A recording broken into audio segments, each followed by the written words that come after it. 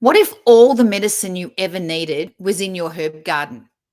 Stay tuned to find out what herbs and spices can help you on your health journey.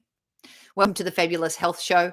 I'm your host, Terry Chrisman, and I'm a whole foods plant based nutritionist. And this show gives you the tools to help you obtain optimal health and live a long and happy life and age with grace and vitality. I go live every day at 10 a.m. US Central Time on Facebook and also on my YouTube channel, Fabulous Health. And I do that until November the 19th. After November the 19th, I am going to switch to a weekly podcast where I will be interviewing people. So that should be real fun. I love to read your comments. I love to hear your thoughts. And please, feel free to reach out to me, ask me anything. Directly after this show goes live on those platforms, I load it up to your Apple Podcasts, Spotify Podcasts, Google Podcasts, and all your audio podcasts so that you can listen to it while you're in the car, while you're doing your housework, whatever it is that you're doing. You don't have to watch the video, listen to it as well. And if you want to subscribe, please go to fabuloushealth.net, click on the podcast tab, and you'll be able to subscribe directly to the platform of your choice right there. So today it is episode 38, and we're going to be looking at the medicinal properties of herbs and spices. But first, I need to give you a disclaimer. This show is for educational and informational purposes only. The information shared today is not intended to diagnose, treat, or cure any disease or illness, and it should not take place of personalized professional medical care. Please consult your primary care physician before making any changes to your diet or medications. Okay, we got that out of the way. So let's look at herbs and spices. Generally, any leaf from a plant can be considered a herb, and any other form of the plant, such as dried, can be considered a spice. So, for example, spices can be buds in the case of cloves. They can be bark in the case of cinnamon. They can be roots in the case of ginger. They can be berries in the case of peppercorns. And they can be aromatic seeds in the case of cumin, or they can be the stigma of the flower in the case of saffron. So herbs, spices have been used for millennium to treat ailments in Ayurvedic medicine and Chinese herbalist medicine. And in fact, I lived in Hong Kong for 5 years, and a lot of people didn't go to a Western doctor. A lot of people went to the Chinese herbalist. And so there is a lot of research and there is a lot of history of using herbs and spices as medicine. But just like being a doctor, you can't just randomly go to the supermarket, buy some herbs and spices, mix them up and wacko the duck, cure your ailments. Chinese herbalists go to university for a long time. They do a lot of practice. They do a lot of research, and they have a lot of knowledge. There are encyclopedias of knowledge on this. And today I'm just going to touch on the surface of what you can do as a regular person to increase your intake of these beneficial herbs and spices, not to treat diseases, but just to be a healthier person. So a couple of days ago, I think episode 36, I talked about garlic. Just half a garlic clove per day can reduce your cholesterol by 9%. Now, that's not a lot, but isn't it better than zero? Now, this is also true of supplements, but you need to take between 600 and 900 milligrams of garlic extract per day to do this. However, a study of supplements found that most supplements on the shelves of your regular kind of pharmacy only had between 2 and 18% of the bioactive allicin claimed on the label. Now, that does not mean that instead of taking one capsule, you take 40. It means that you need to find a reputable supplement that that maybe a doctor has told you that has scientific proof that it actually has what is claimed on the label. Just so that you know, a lot of supplements all supplements pretty much if they're not medicines, supplements that you can buy over the counter are not regulated by the FDA, and therefore they can pretty much say whatever they want on the label. They do have to have a supplement label, but what they say on that label as to the amount of the active ingredient is up for discussion. So just be really aware of what it is that you're buying and make sure that you purchase supplements that are reputable and that you trust. Enough about supplements. We're not talking about supplements today. We're talking about herbs and spices. And my favorite herb, actually, it's a spice. My favorite spice is cinnamon. Cinnamon is fantastic. It has so many good properties: antioxidant properties, anti-inflammatory properties, anti-diabetic properties, antimicrobial properties, anti-cancer properties, lipid-lowering properties, and cardioprotective benefits of cinnamon. Now, these properties are due to the essential oil inside the cinnamon, such as cinnamaldehyde. I am losing my voice. Cinnamonic acid and cinnamate. And these oils are found in cinnamon. Cinnamaldehyde has both anti-inflammatory and infection-fighting benefits.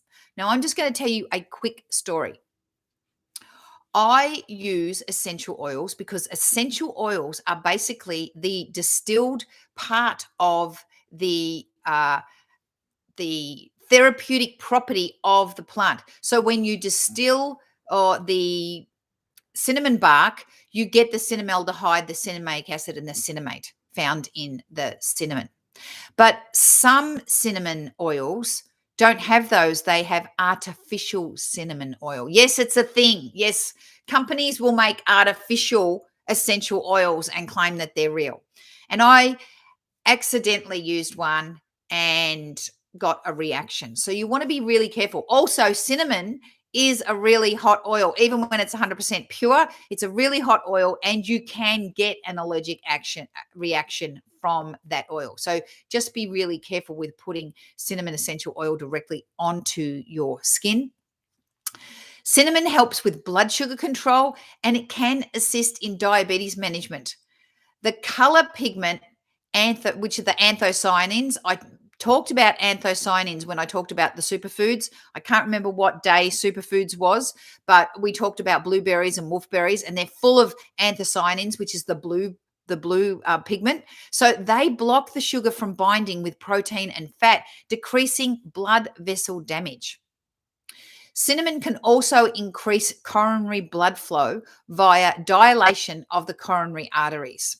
Now, if you have a heart attack, the reason you have a heart attack is because the blood vessels that surround and incorporate your heart, because your heart is a muscle, they are the ones that get blocked. So the blood can't get to the heart, and then you have a heart attack. And if you're very unlucky, you can die, as was the case with my father. He didn't even know he had heart disease, and he had a massive heart attack and died that very second, and nobody knew. So you want to be keeping your heart arteries as clean and clear as possible. Cinnamon can help with that. So can, strangely enough, a whole foods, plant-based diet free of animal fats and dairy and processed foods, sugar and oil. We're getting off the track. Cinnamon has also been shown to decrease total cholesterol, that's low density lipoproteins, LDL, the bad cholesterol, and the triglycerides. And it also has been shown to increase the high density lipoproteins, which is the good cholesterol. What does this mean? I actually haven't explained this to you yet.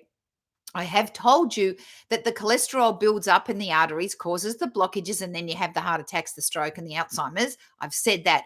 But did you know that the high-density lipoproteins, the HDLs, they're like a little Dyson vacuum cleaner. They come scooting through your arteries and your blood vessels, and they suck up all the bad stuff and send it away so that you don't get the formation of plaque inside your arteries. So if you ever look at your blood results and you see that your HDL is getting higher,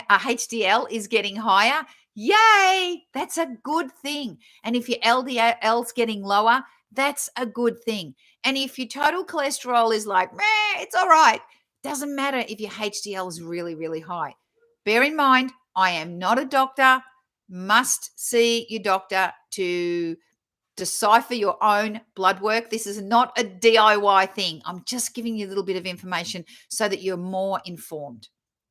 Okay, black pepper. Black pepper helps with digestion and can aid in weight loss because it stimulates the breakdown of fat cells. Black pepper also has piperine in it. Piperine has antioxidant effects. Remember those antioxidants? They they attack they don't attack, that's the wrong word. They what's the word? I can't even think of the word. They stop the reactive oxygen species from causing the damage to the cell. So they're protecting your cell. Antioxidants also protect your DNA, and they clean up all those DNA errors so that you don't get the bad big C. So antioxidants are really good. The piperine can also lower your LDL cholesterol and raise your HDL cholesterol. So I'm talking about black pepper here. Black pepper contains an element called vanadium, and it may promote cardiac function recovery after a heart attack. So if you have a little itty bitty heart attack, get some black pepper into your diet. And change your diet to a whole foods plant-based diet. Get all the nutrients. What about coriander? Coriander has been used to treat diabetes and high cholesterol, and it's the seeds that do the work there. But the leaves also have high antioxidant content and can reduce blood clots. So if you've got a little bit of fat in your arteries and you've got a blood clot coming along, that also can cause your heart attacks and your strokes. So you really, really got to keep your blood nice and thin. What about ginger? Have you heard about ginger? It's been used in Chinese, in Ayurvedic medicine all over the world since ancient times for a wide range of ailments that include arthritis, rheumatism, sprains, muscular aches, pains, sore throats, cramps, constipation, indigestion, vomiting, hypertension, dementia, fever. I used ginger when I was pregnant to stop my morning sickness. It's really good if you got a tummy ache. Ginger essential oil, likewise. But again, it's really hot. Now, it's really important that you only purchase essential oils that you know that they are 100% pure, just like supplements. They're not regulated. So people can put like a little bit of ginger in the oil, then put some solvents in there and some fillers and all sorts of things that you could get a reaction from or could be toxic or dangerous, and you don't even know. So I only buy my essential oils from one company, and you can go to my website, fabuloushealth.net, click on the shop and find out more about those. This is not an essential oil podcast today, but they are the only company that has FDA approval for you to actually ingest the essential oils. Not all essential oils can you eat, just like not all plants can you eat. You wouldn't go out and eat some stinging nettles. Well, maybe you could. Nettles are all right. But you wouldn't go out and eat poison ivy, would you? No, you would not. So don't just go out and randomly eat essential oils. They are the concentrated life force of the plant. They're the things that have the therapeutic properties. But you really, again, you need to do some study. You need to ask some questions, and you really need to be sure of what you're doing. Oh my goodness. The active ingredient in ginger is gingerol. It's a compound that's thought to relax the blood vessels and stimulate blood flow, which helps to relieve pain. Ginger is also anti-inflammatory agent, which means it may be useful in fighting heart disease, cancer, Alzheimer's, and arthritis. It has antimicrobial properties, antithrombotic, which is the blood clot properties, anti-inflammatory, and anti. I don't know what's going on with my tongue. Anti-cancer activities has also been reported. Ginger constituents and turmeric are dual inhibitors of arachidonic acid metabolism, which is the inflammatory pathway. Turmeric is fantastic for anti-inflammation. You can make a magnificent thing called golden paste. Look it up on the internet. It's got turmeric, It's got some fat. I use almond oil. Some people use coconut oil. I don't use coconut oil because of the saturated fat content. Black pepper. And those three things in synergy are very, very powerful antioxidants. You can mix it in your tea. I used to give it to my dog in small doses. You're going to have to look at that up on the internet and make sure you find out what kind of dose. You don't want to overdose your poor puppy. And it's really good just to put in your cooking as well. Okay, let's have a look at some anti-inflammatory compounds in herbs. I mentioned turmeric. The active ingredient in that is curcumin. I mentioned ginger. The active ingredient in that is gingerol. What about your pepper and your red capsicums? That's the capsaicin. And the garlic, the quercetin. So what about your anti-cancer herbs? Turmeric, really good for skin cancer, stomach cancer, colon cancer, liver cancer. What about basil? Basil is really good in the detoxification of carcinogens and mutagens in the body.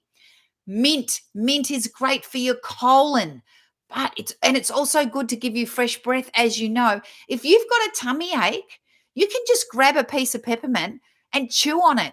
How cool is that? It will alleviate your tummy ache. You can squish up your peppermint leaves and snort the scent. What you're snorting is the essential oil, and that will go straight to your olfactory nerve in your brain, which is at the top of your nose, and that's going to fix your tummy ache, bang, really, really quickly.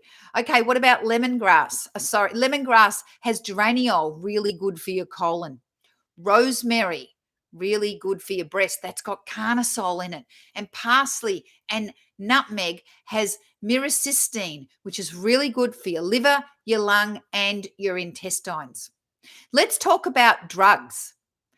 Most drugs are made from plants and then synthesized as a synthetic way to produce them less expensively, more cheaper. My brain has gone on another world today. Cheaper and with more potency than eating the herb by itself. That's what most drugs are based on, herbs and spices, and then they go through amazing chemical transformations, and then they make a synthetic version of it, which some drug companies think is more potent and better for you. But the drug metformin was developed from the French lilac plant. Okay, let's look at the dietary implications. There are synergistic effects between nutrients that affect absorption and bioavailability of all plants. So, for example, adding salad dressing with herbs and spices increases the antioxidant capacity of the salad. Marjoram can increase the antioxidant capacity by 200%. However, if you add rosemary to your salad, you're going to reduce the absorption of iron. Now, I don't expect you to know all this. They're encyclopedias of the benefits of herbs and spices as medicine. Go look them up. Actually, I'll find one that I really, really like, and I'll stick it on my website, and you can purchase it through my Amazon store. You can get a degree in natural medicine. You can get a degree in food as medicine. In fact, I found out this information when I got my degree in nutrition. One of my courses I did was food as medicine, and let me tell you, it was the best course in the entire master's degree. So that's where all this information came from. This is just the tip of the iceberg, what I tell you today. But my advice to you is, unless you really want to get into the nuts and bolts of the science of it, if you just want to be healthier, just add more herbs and spices to your diet. Eat all of this in abundance. Eat lots of fruits, vegetables, whole grains, legumes. Add the herbs and spices for flavor, not necessarily for medicinal purposes. But if you do get a tummy ache, eat some mint, take some ginger. It's not going to hurt you. If you do, fall over and hurt your knee, or you've got some inflammation, take some, add some turmeric to your curries. It's going to be beneficial to you. There is no toxicity to herbs and spices if you eat them in normal human amounts. Okay, I'm not talking about buying gallons of supplements and scoffing them down your throat. I'm talking about buying a bunch of basil and shoving it in your pasta and putting it in your salad. growing herbs on your in your balcony, like I do. I've got a tower garden. Tower garden is a hydroponic system that grows all my herbs. And they're really, really quick, doesn't use any water. It's all natural, better than organic, and it's fresh right at my door. It means I'm going to eat them because I don't have to go to the supermarket. If you want to find out more about Tower Garden, again, head over to fabuloushealth.net and click on the shop. There's a Tower Garden tab there for you. Anyway, I hope this was helpful for you today. I love reading your comments. If you want to know more about all this, just of course, as I say, go to fabuloushealth.net. And if you want to take your health to the next level, then how about you try my course, The Quick Road to Fabulous Weight Loss? You can get 25% off this November 2021 by using the code PODCAST. So I will see you tomorrow. Tomorrow, it's going to be scary. I'm going to talk about cancer prevention. And spoiler alert, it's probably not in your genes. It's going to be a heavy one tomorrow. Anyway, have a fabulous day, and I'll see you all tomorrow. Thanks for watching.